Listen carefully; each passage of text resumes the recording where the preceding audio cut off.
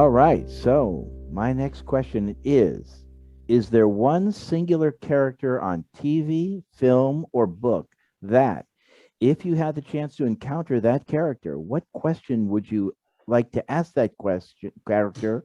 And knowing that character's traits, what do you think the answer would be? Hmm. We'll start with anybody. I think I'm good with the first question, not so much the second. And that's Okay. one of the it's one of the reasons why I want to ask the first one. Okay. And Then who actually, would you it's ask really like that to?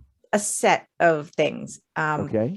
So my dad used to be my source of career advice. Since he passed, I have been without a replacement person who really is him.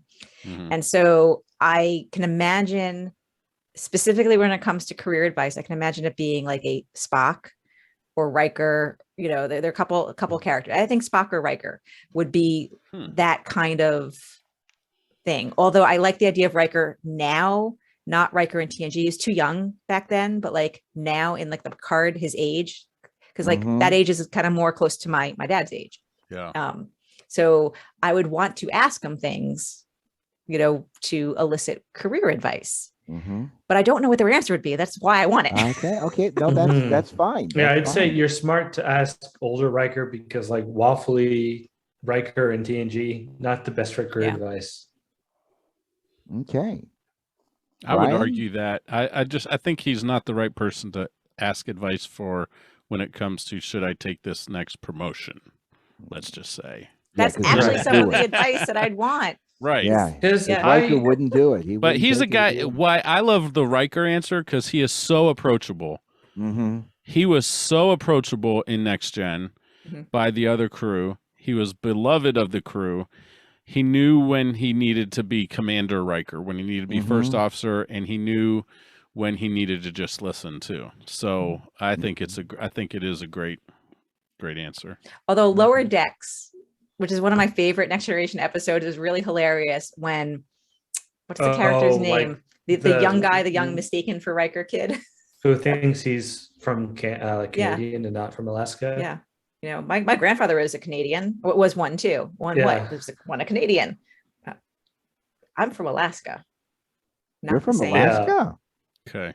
Wow. Okay. Can I go? Go ahead, please. I want to meet Guinan. Oh. Okay. And there's the advice right there, Adina. I don't know why I didn't think of that. Well, it's okay. I answered so poorly about the Uhura and Chekhov thing. So, but I want to meet Guinan, but my answer, the reason why, I want to ask her what the heck this thing was. Like when Q comes aboard the Enterprise for the first time, and she's like, for the first time in season 2. Yeah, she does this hand thing, and then Q does it too. He does like a weird, like it's. Yeah, he does something a little different. Triple always follows. Speaking of yourself, Q, not Guinan.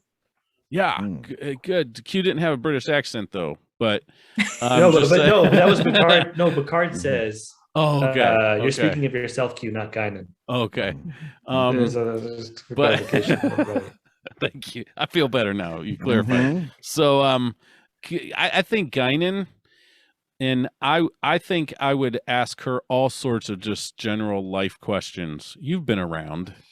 You know, she just was so level-headed. She could sense when the space-time continuum wasn't quite right. I think, and she was in 10 Forward for a reason. She's a people person. She knows how to listen. I mean, she was a listener. She was telling, which is an incredible trait. If you want to be an advice giver, you have to be a great listener. You have to understand where people are coming from, and so Guinan, for me, I would love to meet Guinan in real life and just talk about all sorts of life stuff and what it was like to have Q find you threatening. I changed my answer to Brian's answer. Okay. Not really, but you're allowed it's to. good. Absolutely. It was good. Okay. Chris, did you make an answer? Did you? I'm trying to think. I would love to meet a Peter Parker. I don't know which Peter Parker, but one of them, and just ask about like how they were able to, I guess, find a life balance between actually living life and also saving people's lives. Because I was just thinking the other day, like, man, I don't want to be like a brute superhero, but I would be really grumpy if I was having a nap and then I heard a siren. And I'm like, all right, well, I guess I got to go be Spider-Man again. So I would just be curious to see how he was able to do that. Mm-hmm. You know what's really funny about your answer, or I like about your answer, is Steve's question was, in any film, book, TV, who would you want to ask? I never even for a second, like, he might as well have just said, in what Star Trek character. Yeah, like, right. never, Yeah, that's where I was going. I would. It just never occurred to me, and it never would have occurred to me to even think outside Trek for this. The Flash was also another one that was coming up. That was very close. Really? Just because I want to know, as the Flash, when your thing is speed, are you slightly irritated by Superman, who's supposedly almost as fast as you? So I feel like if you're the Flash and your one shtick is that you can run fast, you would be really upset if Superman, who can do all these things but can also run fast or fly fast like you, that would be a really pointless question to ask. Okay. That's always bugged me. For me, since I love to talk about movies, the first person I'd like to sit down and talk about movies with is Trip, because he loves movies. Oh, that would be cool. He just when he relates to anything, it has to do with old movies. Like again, The Cogenitor, he brings up The Day the Earth Stood Still as a movie to watch, and that's how he wanted the Cogenitor to relate to things by, let's pick a movie. What, a Western? No. Adventure? No. Oh, this one, science fiction. Let's have you watch science fiction. That's number one. And number two, I'd love to go to Tony Stark's house and drive his cars. He had the coolest cars. Wait, I could be happy and talking cars with him, because So the very first one, he's got, he's redesigning hot rods and things like that. And I thought that he'd be a real good gearhead to talk to. I could see that. Can I break this down? You're going to meet Tony Stark, who invents Iron Man suits. I love that. You're just like, Iron Man suits are cool, but what about the car collection? I want to talk about the cars. I think cool. he would appreciate that. He'd be like, everyone wants to talk to me about the suits. No one cares about the cars. Well, I want to talk about Jarvis. Oh, yeah. Jarvis would be cool. Yeah. But I mean, like when when he's testing the suit and he's whacking into all the cars and stuff, I'm like, oh my god! I still get stressed out about that. I'm like, how did he was able to fix his cars? And like, I'm sure he was able to repair the damage, but I'm like, that's got to be. A part of me was like, like he spent all this time putting those cars together. Yeah, so that would be my guy. I'd like to talk cars with Tony Stark. All right, that'd be cool. Here's a question. Do we still have time? What We've got 2 more minutes in this little session. 2 more minutes. So this was another car thought. You're talking about Enterprise and movies. So in Enterprise Home, they mentioned that another World War III movie won at all the Oscars.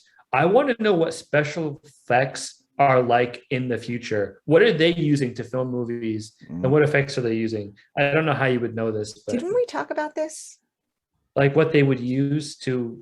Like what special effects they would be using? I thought we had a discussion of like what's kind of left in the world of special effects. Didn't we have that? Oh, we did talk about, is there anything that can awe us and surprise us anymore when it comes to special effects? I would just mean like in Star Trek, what are they using when they're filming movies in universe? What kind of effects are they using? Oh, maybe they're done making movies. All the movies have already been made. No, but in the episode Home, they mentioned that like when Archer's like, "Hey, did I miss any good movies?" And she's like, "Well, there was a bunch of World War III epics that came out that year." World War III, okay. Yeah, because it's like us making World War II movies. I'd just be curious, what techniques are they using to film those movies? It would be the same thing. It would have to be computer generated scenes, characters, whatever, like that. Yeah, that would make the most sense. All right.